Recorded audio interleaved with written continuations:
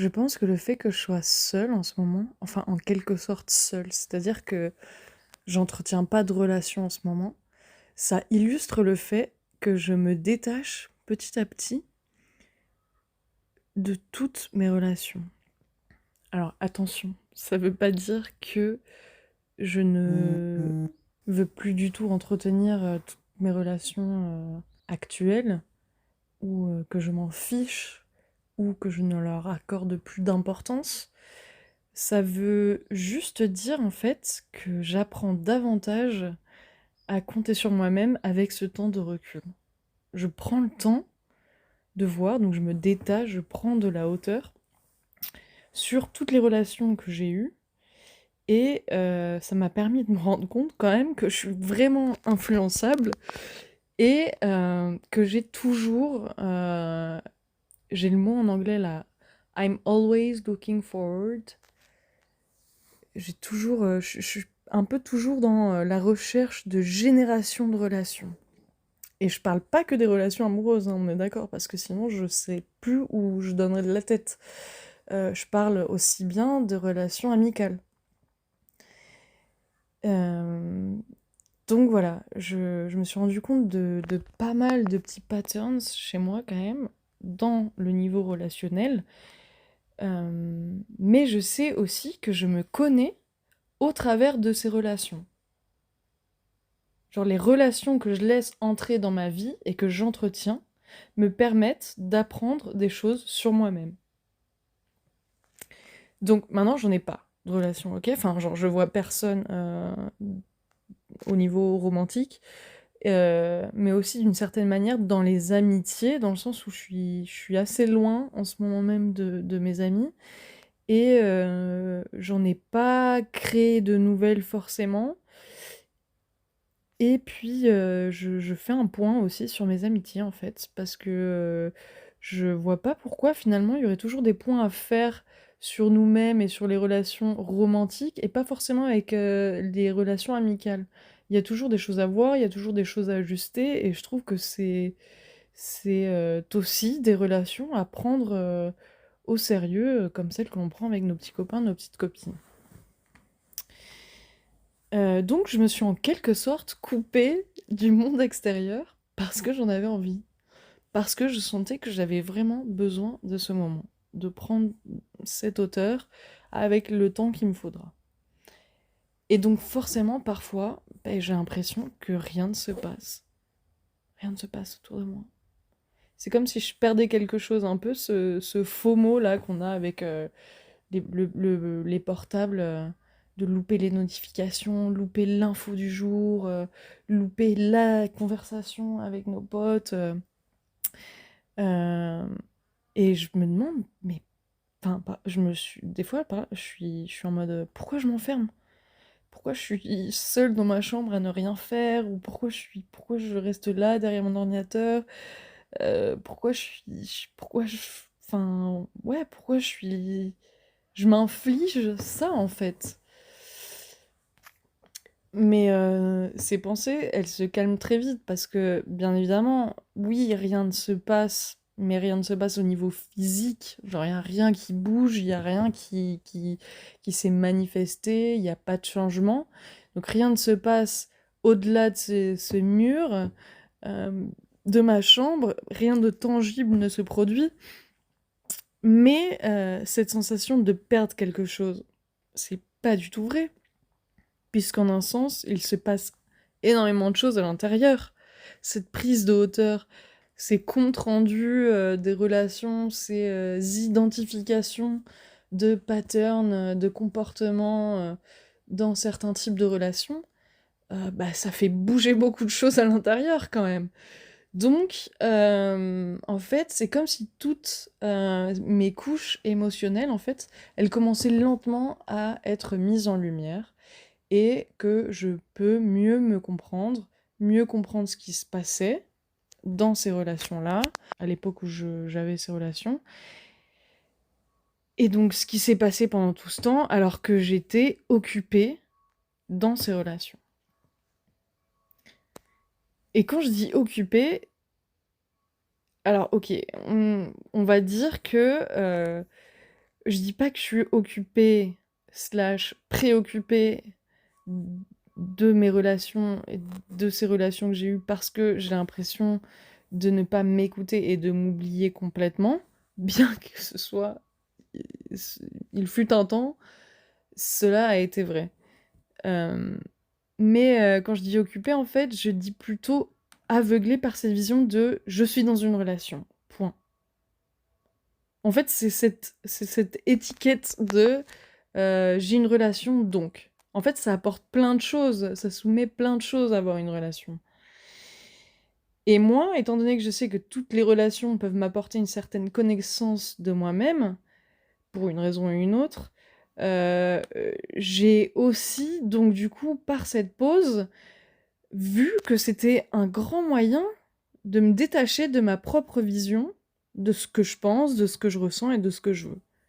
C'est-à-dire qu'une relation, c'est un moyen pour moi de me détacher de mes projets, de mes envies, de mes ambitions. Voilà, j'ai un copain, je perds un peu la tête et je régule trop ma vie en fonction de cette donnée-là. C'est pour ça que je disais, genre, l'étiquette «je suis dans une relation», elle est vraiment très dangereuse si je la laisse trop à la légère. C'est-à-dire que, bah ouais, je m'oublie, je suis même plus la personne avec qui mon partenaire a voulu sortir, quoi, dans un sens. Si je m'oublie, si je me laisse trop aller, voilà. Donc je suis trop occupée. Quand je suis en relation, je suis trop occupée par cette espèce de poids qu'induit le fait d'avoir une relation. Je sais pas si tu me suis, mais je pense que ça fait sens quand même. Ok, donc pour illustrer un peu ce que je veux dire, je voudrais parler du fait que j'ai coupé la communication avec une amie. Enfin, en fait, la communication, elle s'est arrêtée d'elle-même finalement. J'ai rien fait particulier, elle non plus. Rien. Enfin voilà, ça s'est passé naturellement. Personne n'a dit «Hey, je veux plus te parler». Euh, et je pense qu'on en avait besoin en fait. On a passé beaucoup de temps ensemble. Les émotions, elles étaient vachement intenses. C'était un peu comme si on était en couple, quoi, alors que c'était ma pote. Et je pense que, ouais, on a besoin de ce temps de pause. Elle en a besoin, j'en ai besoin. Et oui, c'est une amitié, mais effectivement, on a besoin de ce petit break, quoi, pour réguler, parce qu'il n'y a pas eu du tout de mise à jour euh, assez régulière. Et on arrivait à un moment où, bah ouais, il a fallu faire un break, quoi. Donc les breaks de relations ne sont pas que faits pour les couples, très clairement. Hem, donc en fait, les seuls types de relations que j'ai en ce moment, c'est avec mes colocs et les relations pro, qui sont très, très compliquées. Je sais pas si c'est parce que je suis en plein dans cette pause des relations, mais bref. Pour en revenir à ce que je voulais dire, c'est que ce moment de pause, ce moment de recul, cette prise de hauteur, appelez-la comme vous voulez, heu, ça fait de moi quelqu'un de plus présent. Je suis plus présent et je dis pas ça en mode cliché, en mode, je médite, truc machin, genre, petit little Bouddha, qui est constamment présente, alignée avec sa respiration, trop pas. C'est juste que déjà, je pense que je me prends moins la tête parce que voilà, genre clairement, le domaine de relation, pour moi, c'est the sujet un peu qui nécessite énormément de travail sur moi parce que je suis un petit poisson maison 7 et que il n'y a pas de limite, il n'y a pas de limite, il n'y a pas de limite. Donc bref, donc je suis beaucoup plus présente et en fait c'est aussi un peu... alors, du coup, j'ai plus envie de dire c'est difficile pour moi d'être seule. C'est pas difficile d'ailleurs, j'adore être toute seule, j'adore faire j'ai plein de projets, j'écris, je suis un peu une network girl, genre je fais plein de trucs sur l'ordinateur et tout. Donc genre j'ai vraiment besoin, genre c'est normal pour moi d'être toute seule. Mais j'avoue que de manière romantique, c'est vrai que Ça m'était jamais arrivé d'avoir un moment aussi long de break, et de putain, ouais, j'ai eu un beau processus à faire là, j'ai pu repasser en revue plein de relations antérieures et waouh et du coup ça m'a fait bizarre, ouais, d'être toute seule ou de voir personne, de manière tendre quoi, ouais, c'était intéressant, franchement c'est intéressant ce moment et ça me fait trop du bien. Et en fait, ça me montre que je m'autorisais pas du tout avant de rien faire. J'étais toujours obligée de faire quelque chose. Donc, si c'était pas mes projets perso, c'était bah, que du coup, j'avais du temps libre pour voir quelqu'un. Donc, pareil, hein, amour, pote, peu importe. Mais genre, j'étais toujours à droite, à gauche avec quelqu'un, en train de faire un truc. Et là, maintenant, genre, putain, je fais rien des fois, et c'est tellement bon, et c'est pas un problème, en fait. C'est pas un problème. C'est ok de rien faire, de s'autoriser de rien faire. On doit rien à personne, hein, donc quand on peut pas, on annule, on dit non, on se met dans son petit agenda, là, le petit moment solo, voilà. Et ce qui est assez drôle aussi, c'est que je viens de voir que Pluton, il passait sur mon Neptune natal. Et en fait, il pourrait s'agir d'une sorte de raison ou d'explication à ce moment de pause, heu et qui me fait, prendre conscience des illusions dans, mes relations. Donc, Neptune, illusion, Pluton, c'est la transformation, c'est aller au fond, du cœur du problème ou la recherche de solutions un peu, Heu, enfin bref, on fait pas de l'astro là, mais bref, en fait, enfin, je me rends compte d'illusions dans le domaine des relations, qui ont été créées durant tout ce temps, toutes ces relations, hem, toutes ces fois où j'ai été en couple, ou trop, voilà, trop amis, plus proches, voilà, genre best friend forever, H24 collés ensemble quoi et en fait, bah, voilà, c'est ce que je disais, c'est que je voyais trop de monde sans respecter mon rythme et mes besoins. Et donc en fait, la faute, si on peut dire ça comme ça, beh, c'est de qui la faute? Beh, c'est ta faute à toi, c'est ma faute. C'est moi qui aurais dû dire non quand je voulais dire non, en fait, mais que j'osais pas le faire. Ou c'est moi qui ai choisi ces relations, c'est moi qui ai choisi de rester dans ces relations, c'est moi qui ai choisi de nourrir, d'entretenir ces relations. C'est moi qui ai choisi de ne pas m'exprimer et d'avoir, du coup, ces mêmes problèmes ressurgir encore et encore, tu vois? Donc j'ai la plus grande part de responsabilité.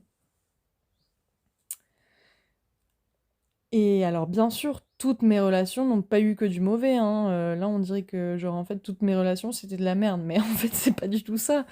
C'est juste que là, je focalise ce podcast sur potentiellement les mauvaises choses que j'avais pas pris en compte et que j'avais pas régulé avec moi-même pour dire eh oh, là, peut-être que oui, là, peut-être que non. Tu vois?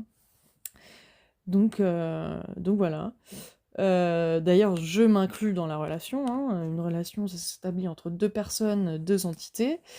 Donc, oui, par contre, je me détache de ces illusions et pour mieux dire, en fait, des attentes de ces relations que je forme ou que je vais former. Comme si, en fait, ce temps de pause, ça signifie une sorte, je sais pas, de dépression ou en fait d'excitation finalement, parce que c'est comme un poids qui finit par s'alléger et que les couches du subconscient deviennent de plus en plus transparentes. Mais pour ça, il faut quoi? Il faut du temps.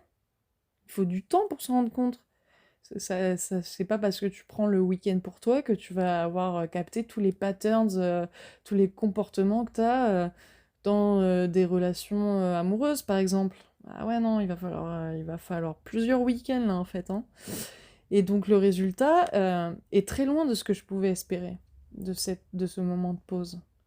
Parce que j'ai vu que toutes mes illusions étaient des peurs créées pardon, par plein de sources différentes, Mais les illusions que j'avais formées sont aussi bien loin de ce que je peux vouloir et désirer d'une relation.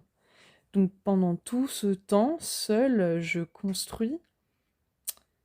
Euh, En fait, non, je construis rien. Je réfléchis simplement à ce que me font ressentir toutes ces histoires passées et ces moments partagés avec quelqu'un.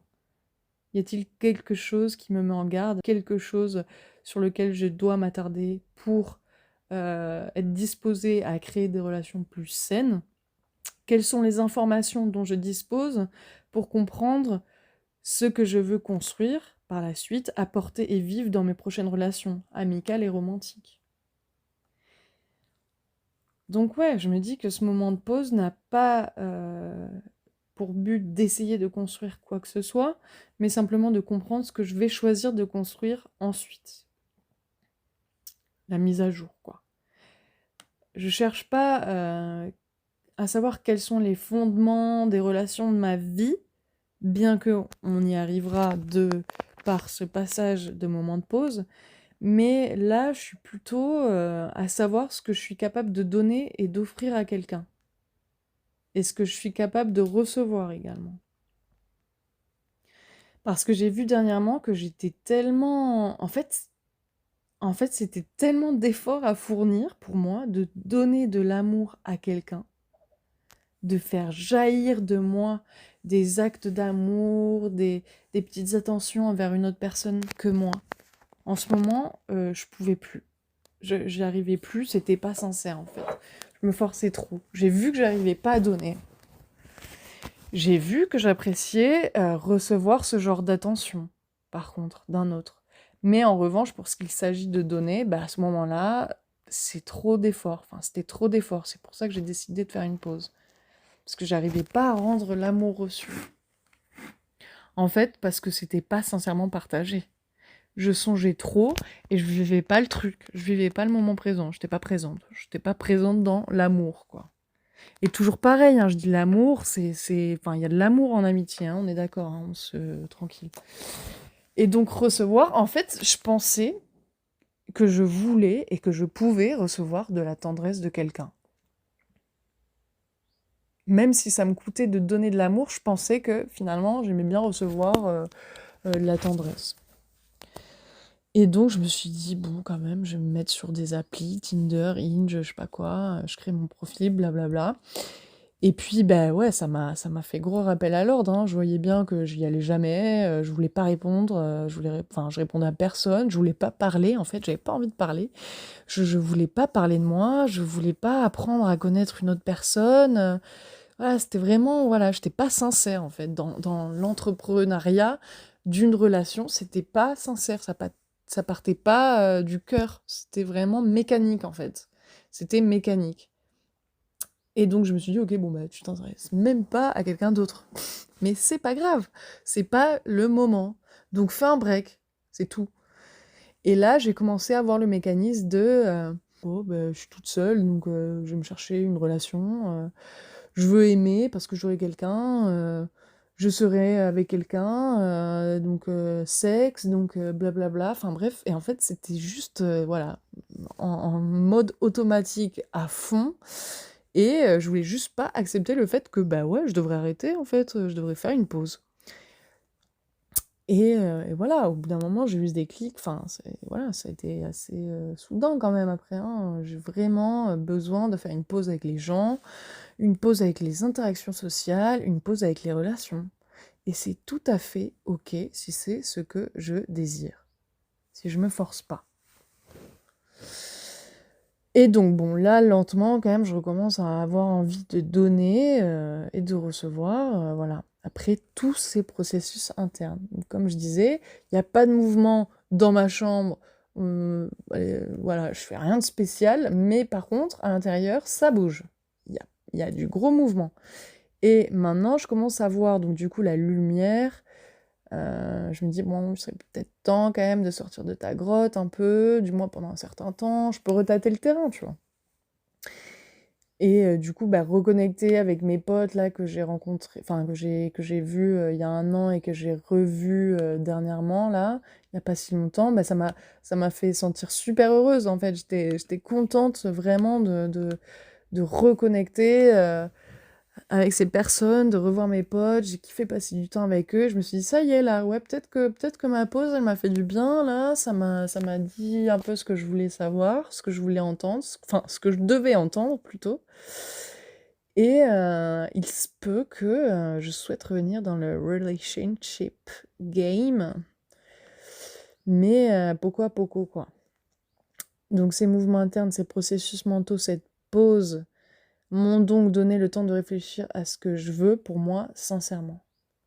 Parce que, enfin, voilà, peu importe qui t'es, en fait, hein, quand on est dans une relation, il est difficile de voir plus loin que son propre nombril.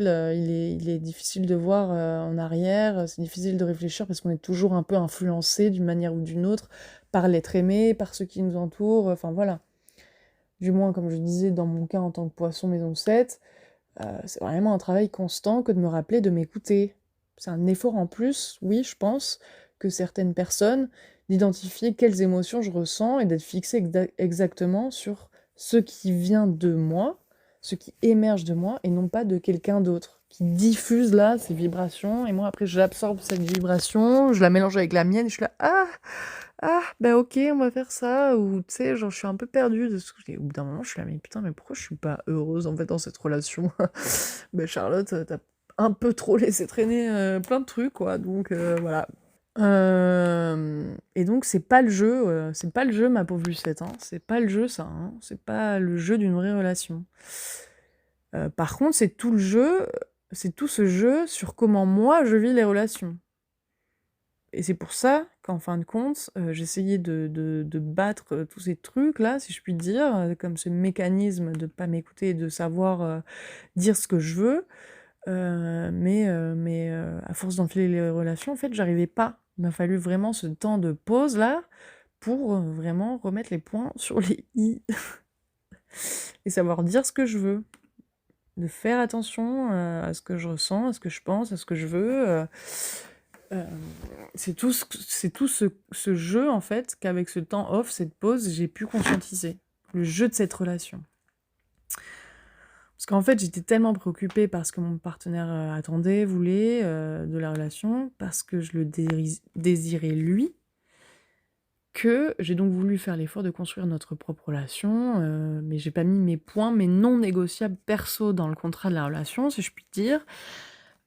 J'étais là, ok, tu veux ci, tu veux ça, bon ben je vais le faire, je vais le faire, je vais le faire, mais je finis par tellement le faire que bah bah je fais plus ce que je voulais faire moi. Et au fait, un beau jour, je me réveille et je peux plus faire semblant.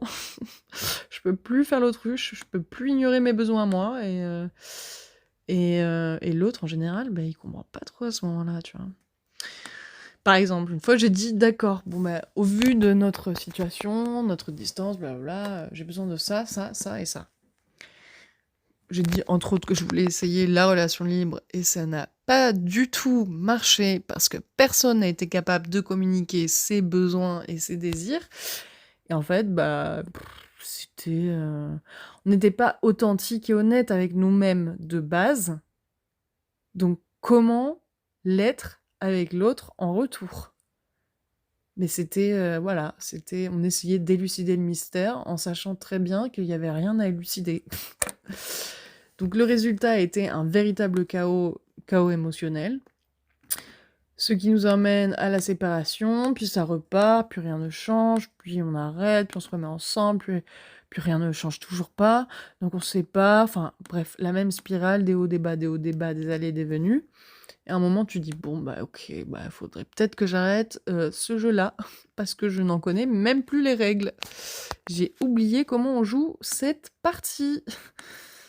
Et donc tu te demandes, ce qui s'est passé tout ce temps, quoi. De quel jeu s'agit-il? Je me suis dit: «Mais à quoi tu joues? À quel jeu tu choisis de jouer?» Aussi simple que cela. Dans mes relations, j'étais «Mais enfin». Alors oui, bien sûr, c'est sûr que l'élaboration des règles du jeu d'une relation, c'est vraiment quelque chose de difficile. mais enfin, à un moment donné, on ne peut plus construire que ses propres règles à soi, quoi. Il faut pas s'attendre à ce que ton adversaire, ton concurrent ah désolée, en fait, ton partenaire, je veux dire ça comme ça, mais c'est juste que j'ai pris l'exemple du jeu, donc ça m'a fait penser aux adversaires, quoi. Mais t'inquiète, hein, on va dire que c'est une figure de style, ok.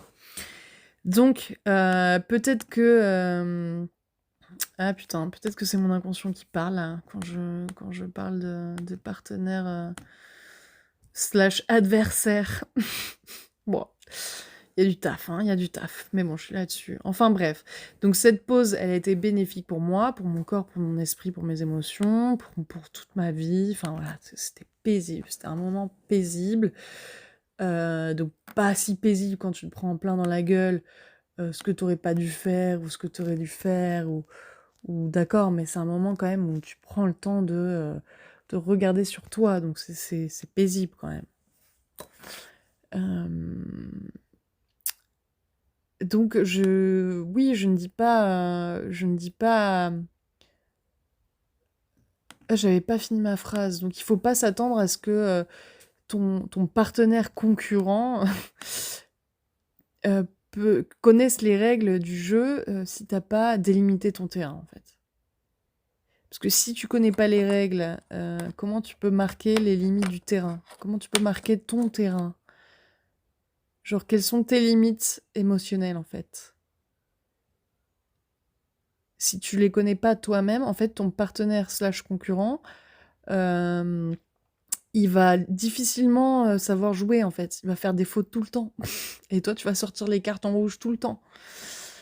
Et donc, du coup, si tu, justement, délimites ton terrain, là, si tu poses tes limites, ben là, ton partenaire, tout d'un coup, il va savoir. Il va un peu capter le rythme de comment jouer à ce jeu avec toi, tu vois.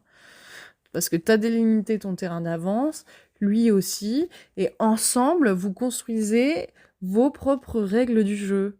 Les règles propres à votre couple. Le jeu, là, d'une relation entre deux individus qui construisent une relation zen. Euh, Lapsus révélateur. Je voulais dire saine, mais écoutez, c'est tout aussi bien. Une relation zen. Donc voilà, c'était un peu ma patte sur ce podcast. En tout cas, ça m'a fait du bien, même pour moi, de parler sur ce moment, en fait, de d'élévation, en fait. C'est pas une élévation charnelle, on est d'accord, mais ça peut être une élévation spirituelle dans un sens.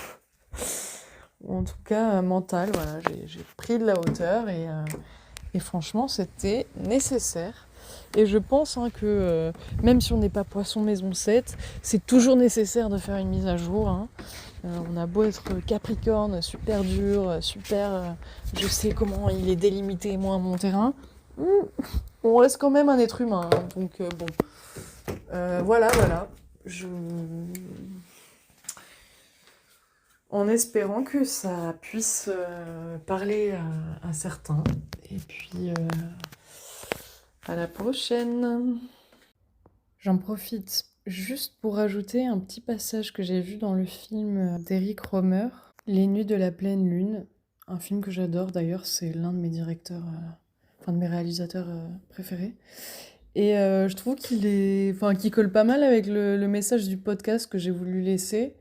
Peut-être traité sous un angle différent ou spécifique, mais en tout cas, voilà, je vous le mets parce que je trouve qu'il est vraiment génial pour le mot de la fin de cet épisode et je vous invite vraiment à regarder ce film et même les films d'Eric Rohmer. Vraiment une pépite cinématographique et les scénarios sont écrits d'une manière si poétique et fascinante que... Enfin voilà, genre gros big up à Eric Rohmer. Et tu le suivrais. Tu vois, même maintenant, je l'ai pas vraiment suivi. J'ai gardé cette chambre et j'y ai laissé quasiment toutes mes affaires. Ah, justement, où est-ce que tu vas les mettre maintenant? Maintenant? Mais quand t'auras loué. Mais je veux plus louer. Alors tu repars pour qui? Pour moi, j'ai besoin d'un pied-à-terre. Oh là là là là, c'est dangereux ça. Peut-être, mais tu sais, j'ai pris mes précautions. T'es là ce soir parce que c'est pas encore fait, mais après, pas question ni pour toi ni pour un autre de venir ici. J'ai besoin d'être seule de temps en temps, vraiment seule. Parce que même si je quittais Rémi, ce qui arrivera pas de sitôt, ce serait sûrement pas pour vivre avec un autre. Imagine quand même que depuis l'âge de 15 ans, il n'y a pas eu une journée, une période même où j'ai pu me dire complètement seule. Parce que quand j'ai quitté le premier garçon avec qui j'ai vécu, eh ben, je connaissais déjà le second. La transition s'est faite sans secousse. Je m'attachais de plus en plus au nouveau, tandis que je me détachais doucement de l'ancien. Je crois qu'il y a une chose qui me manque absolument, c'est d'avoir éprouvé la solitude. Et peut-être même d'en avoir souffert. Solitude, c'est pas marrant du tout. Je verrais qu'on me laisse au moins voir par moi-même. Qui t'en empêche? Les autres, les gens qui m'aiment en général, on m'aime trop. T'as jamais aimé des gens qui ne t'aimaient pas? Sois franche. Ben non, franchement, je pense pas. Parce que tu vois, contrairement à beaucoup, il me serait invraisemblable d'aimer celui qui est contre moi ou de vouloir quelqu'un qui m'ignore. C'est le désir de l'autre qui suscite le mien.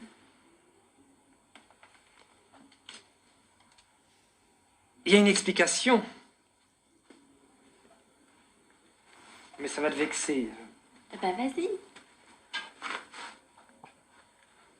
Tu es très très belle. Tu plais à un nombre considérable de gens, parmi lesquels je suis sûr des types très bien. Enfin, il y a quelques débiles mentaux à qui tu déplais. Et s'il m'intéresse pas? Attends, tu leur déplais, et tu le sens. Tu paniques. Comme tu peux pas supporter l'idée du moindre échec, tu te rabats par précaution sur des mecs qui sont infiniment en dessous de toi. Comme ça, t'es sûr. Entre parenthèses, tu as tort, parce que tu plairais encore mieux aux gens très bien. Qu'est-ce que tu racontes? Je te dis pas que ça soit conscient chez toi. C'est un choix qui s'opère entièrement à ton insu. Mais c'est vrai. Mais c'est faux, j'ai jamais aimé que des garçons très bien et puis très difficiles. Non, non, ils ne sont pas bien et très difficiles. Tu pourras en trouver des beaucoup mieux. Mieux, mais qu'est-ce que tu veux dire, mieux? Je t'oblige pas à aimer Rémi, pas plus que tu m'obliges à aimer ta femme. Et puis d'ailleurs, je l'aime bien et je trouve que vous allez très bien ensemble. Mais moi, permets-moi de te dire que je trouve que vous n'allez pas bien ensemble du tout. Et puis tu ne l'aimes pas. Sinon, tu ne chercherais pas à faire chambre à part. Je veux pas faire chambre à part du tout. J'aime sortir et lui pas. C'est le seul point sur lequel on soit en désaccord. Sinon, pour le reste, tout va bien.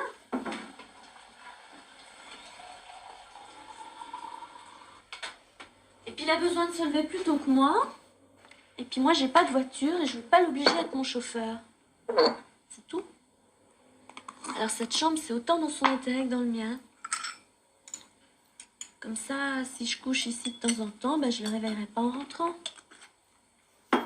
Et ça, lui, il le pense. Je sais pas, j'ai encore rien dit. Tu lui as rien dit? Non. Voilà. Et tu oseras? Bah oui, même si ça fait un drame.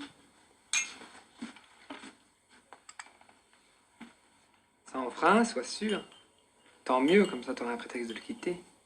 Je veux pas le quitter, c'est le contraire. Je veux l'aimer, je veux le garder. Et la seule chose qui m'empêche de l'aimer comme je voudrais, c'est qu'il m'aime trop.